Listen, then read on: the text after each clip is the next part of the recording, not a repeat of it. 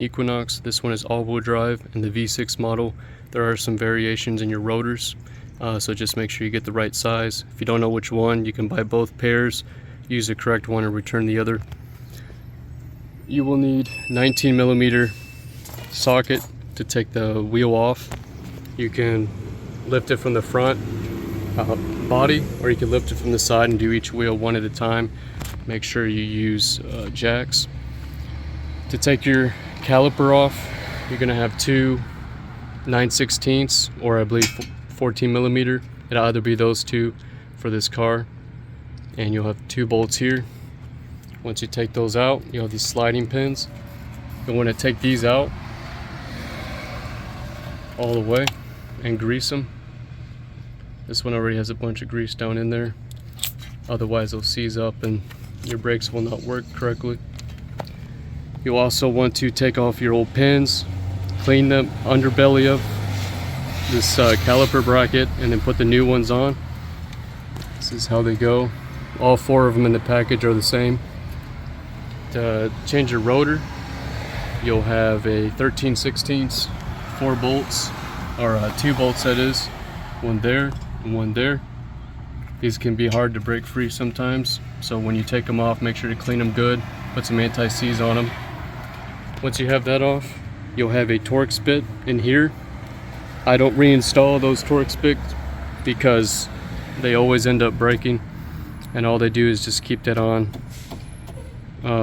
But your wheel will keep it on perfectly fine. But it's a T30. Be very careful when you take it off, because you'll end up having to drill it out. Then we'll get down to our brake pads. Once you clean this, the brake pad with no metal piece on the side, this right here. The one without goes on the outside, and you'll want to put the bottom part in first, just like that. Then your other one, the metal piece, will be in the top.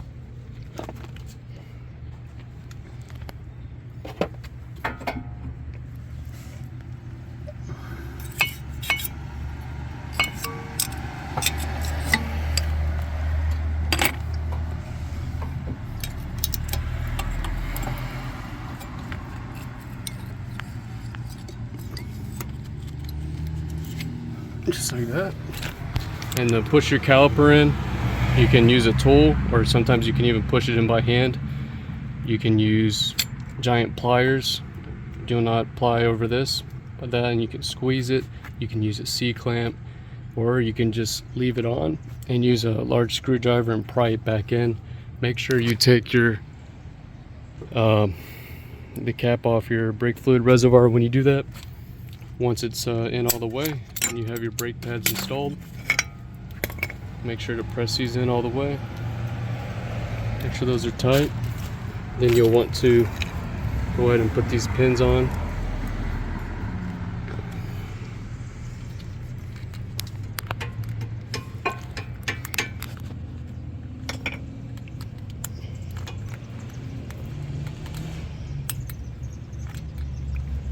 Just like that.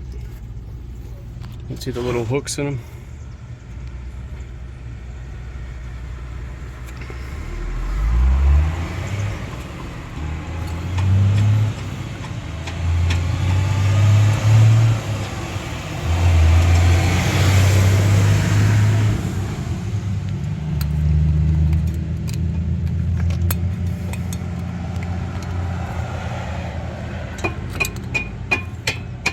Just like that.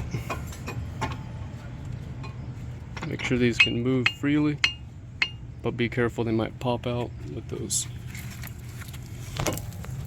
springs attached. And then want to flip it right over. Make sure you get over your calipers first, and then you can work it on these sliding pins.